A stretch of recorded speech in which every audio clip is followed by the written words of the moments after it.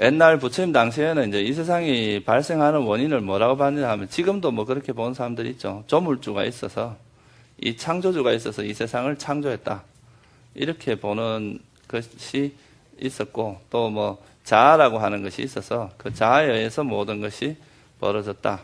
이렇게 보는 경우도 있고 그런 이제 다양한 시각이 있었는데 부처님께서는 이제 이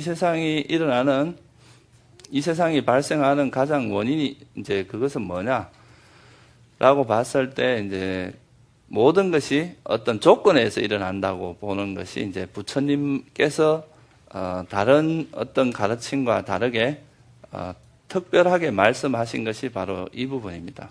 그래서 이거를 우리가 이제 모든 것이 조건에서 일어난다. 모든 것이 일어나는 데는 원인이 있다. 여러분들이 이제 이 말씀을 워낙 여러 군데서 많이 들어봐서 이 말에 대해서 되게 이제 우리가 당연하게 여길 수 있는데요. 그 사리불존자 아시죠, 그죠?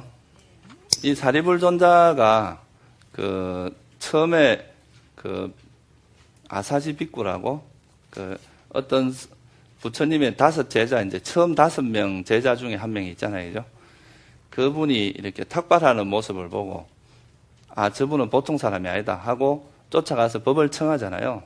그때 이제 이 비구가 그 아사지라는 그 장로가 이제 이 부처님 사리불존자에게 하신 법문이 뭐냐 하면 당신을 보니까 좀 다르다 다른 사람하고 몸에서 이런 감각기관도 빛나고 아주 그 마음의 움직임도 없는 것 같고 아주 보통 사람과 다른 모습을 가지고 있다.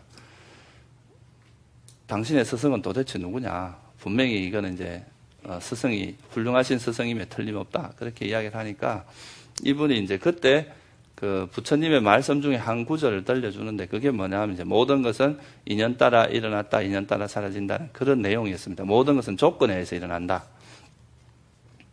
근데 사리불존자가 그 말씀만 듣고 바로 수다원이 됐습니다. 그때 당시에.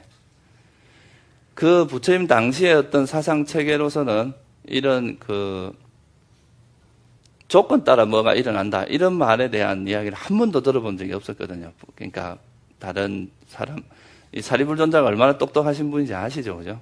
근데 이분이 그때 당시 사상 체계에서는 그런 조건 따라 뭐가 일어난다. 이런 말을 들어본 적이 없었는데 그분한테 처음으로 그 말을 들은 거예요. 그러니까 그 말을 듣는 순간 그 어떤 이 세상의 흐름, 세상의 구성 원리에 대해서 한순간에 그냥 알아버리신 거죠.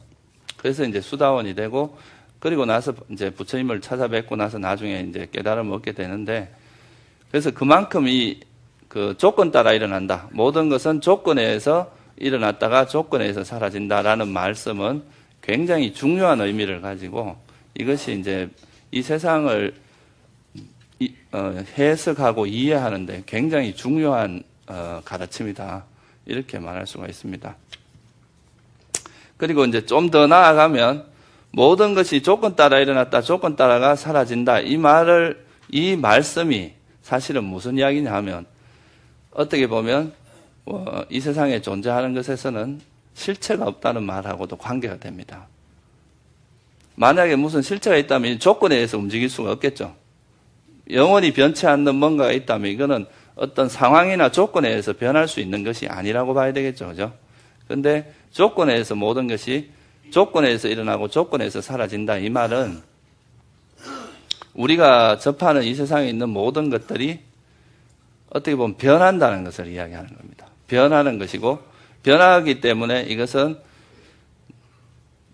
나의 것이라고 할 만한 것도 없고 나라고 할 만한 것도 없고 자아라고 할 만한 것도 없다. 이런 이제 통찰에 이어지게 되고요. 또 조건에서 일어난다는 말은 조금 이따 우리가 좀 공부를 하겠지만 이제 우리가 어떤 행위를 하냐에 따라서 그 행위가 다음에 영향을 준다는 이야기죠. 그죠? 내가 선한 행위를 하면 다음에 좋은 결과가 올 테고 악행을 하게 되면 그에 대한 나쁜 가보가 오게 될 거고 이런 식으로 내가 한 행위에 대한 결과가 일어난다는 이런 인과에 대한 설명도 될 뿐더러 또 아까 말했듯이 모든 것이 조건 따라 일어나고 조건 따라 사라진다는 것을 이해한다는 것은 이것이 실체가 없다는 것을 이해하는데도 아주 중요한 그 개념이 됩니다. 그래서 부처님께서는 이 연기에 대한 지혜가 없이는 깨달음이 일어날 수 없다 그랬어요. 이 연기에 대한 이해를 하고 나야 사실 조건에 대한 이해가 먼저고 그 다음에 깨달음이라는 지혜가 일어난다. 그렇게 말씀하실 정도로 이 연기에 대한 이해는 굉장히 중요하니까 여러분들이 이거에 대해서는 잘 이해를 하시면 이 연기에 대한 이해를 하게 되면 우리가 이제 세상사에서 뭔가 살아갈 때도 도움되는 요소가 굉장히 많습니다. 그래서 이제 이 연기라는 그 말 자체의 뜻을 조금 알아보면요. 이건 조건 따라, 그러니까 빨리 어려운 연기를 뭐라고 하냐면 빠띠짜 사무빠다라고 이야기를 합니다. 이 빠띠짜란 말이 뭐냐면 조건이라는 뜻이고요. 사무빠다라는 말이 일어나다는 뜻입니다. 그래서 중국에서는 이걸 이제 빠띠짜라고 하는 이 단어를 조건 연자로 번역을 했고요. 일어나다는 말은 일어날 기자로 번역을 해서 그래서 연기다 이렇게 이야기를 합니다. 그래서 이제 경전에 보면 이 연기에 대한 이제 설명은 항상 이런 정형구가 있습니다.